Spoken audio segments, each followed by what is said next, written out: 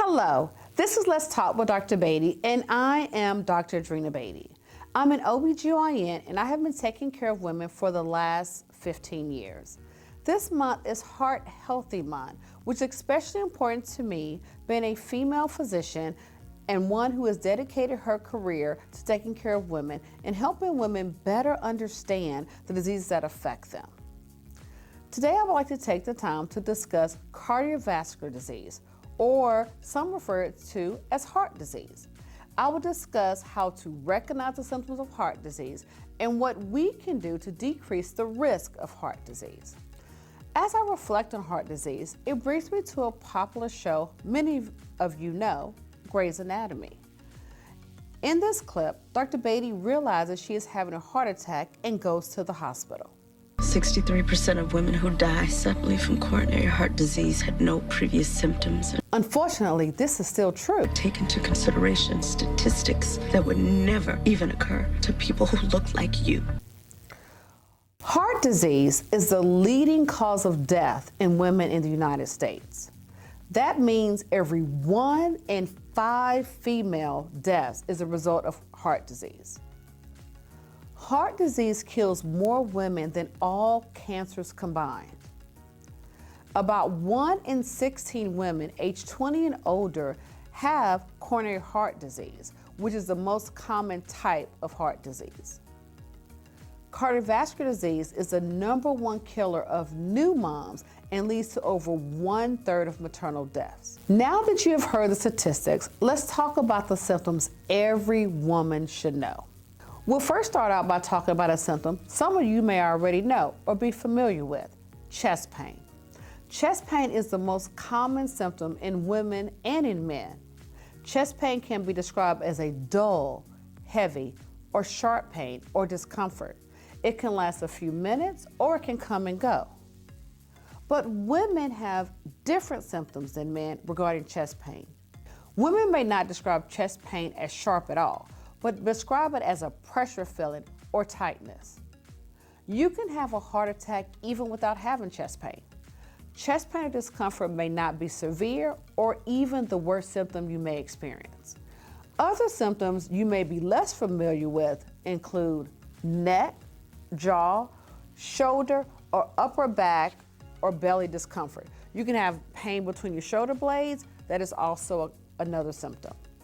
You can have shortness of breath, pain in one or even both of your arms, nausea and vomiting, sweating, lightheadedness or dizziness, unusual fatigue, and not the fatigue you get just from working out, but fatigue that's totally unusual for you, heartburn, and some people know that as indigestion.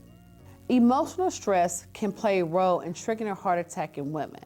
As we see in the Grey's Anatomy clip, women may be diagnosed less often than men regarding heart disease.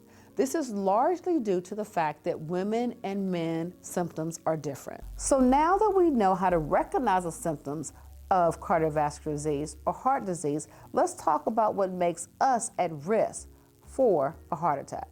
Hypertension or high blood pressure, high cholesterol, and obesity are risk factors for both men and women of cardiovascular disease. But there are risk factors that women have that play a bigger role in developing heart disease. They include 1, diabetes. Diabetes can change how a woman perceives pain. Therefore, it can lead to a silent heart attack. A silent heart attack is when you are having a heart attack without any symptoms. Emotional stress and depression. Sometimes when we experience depression, we may not want to get out and do things or even do our daily activities. Therefore, it can lead to a decrease in your healthy lifestyle, and sometimes you just don't feel like following the recommendations your provider may have provided for you. Smoking is another risk factor. Inactivity or little to no exercise, and also menopause. So let's pump the brakes, women. It doesn't mean just because you're in perimenopause or going through menopause or have gone through menopause that menopause causes cardiovascular disease. But menopause is the decrease in estrogen. Estrogen for women is actually cardioprotective. Therefore, when you have gone through menopause, your risk of cardiovascular disease increases. Something that is near and dear to my heart again is pregnancy complications. High blood pressure or diabetes in pregnancy increases a mother's long-term risk of high blood pressure and diabetes later on in life. We should all know our family history because a family history of early heart disease is also a risk.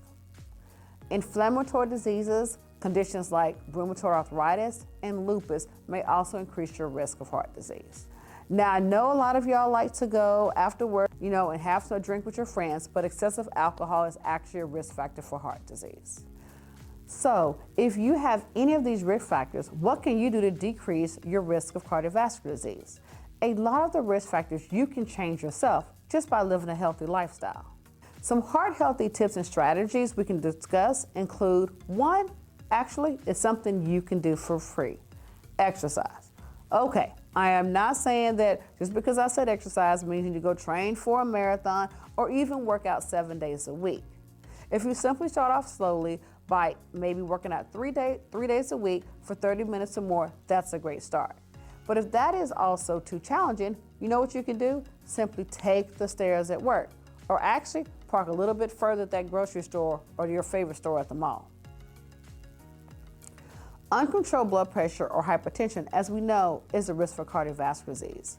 So we all need to know what our blood pressure is. If your blood pressure is higher than the goal set by your provider, you need to get it checked.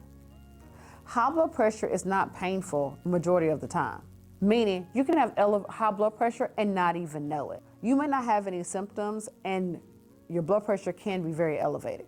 So knowing your blood pressure could save your life. Diabetes and high cholesterol is also a risk factor. So go get tested for diabetes and cholesterol. When you are having your yearly exam with your provider, which I know y'all all do, make sure you get your labs ordered to check your diabetes or elevated cholesterol. I've given many people tests to go to the lab, but the most important thing is to go to the lab.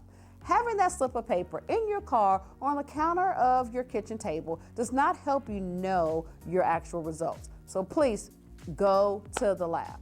If you're currently smoking, talk to your healthcare provider to quit. If you're not smoking, this is not a habit that you want to start. And secondhand smoke can also damage blood vessels. One thing that I actually do and tell my patients to do is that if they are smoking and they are quitting, to actually save the money they would have spent on cigarettes for a month and put it in the bank. So after 1 year, all the money they collected for that 1 year of not smoking, they actually have to spend the money on themselves. That means you can't spend it on buying something for your house or your kids or your significant other. So think about it. If you do this, not only do you have a little treat at the end of the year, but you also have reduced your risk of cardiovascular disease. Another way to reduce your risk is actually choosing healthy foods. Try to eat fruits, vegetables, whole grains, low fat, or even meats. Avoid foods with added sugar, high salt content, saturated or trans fat.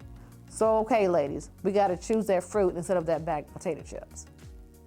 One thing we all probably need to do a little better of is learning how to manage stress. This is a good time for us to practice self-care. One thing that I like to do is practice 3 small acts of self-care daily. Okay, this doesn't have to be anything extravagant or you gotta take a trip around the world. You can simply do little things by listening to your favorite song or eating your favorite food. We should all avoid or limit alcohol. So I know we like to go to happy hour, but also remember to limit the number of alcohol you drink daily. If you're drinking excessive alcohol, please seek help. If you're drinking alcohol excessively, please seek help from your provider. Always remember to drink alcohol in moderation. I have reviewed the risk of heart disease and the signs and symptoms of cardiovascular disease.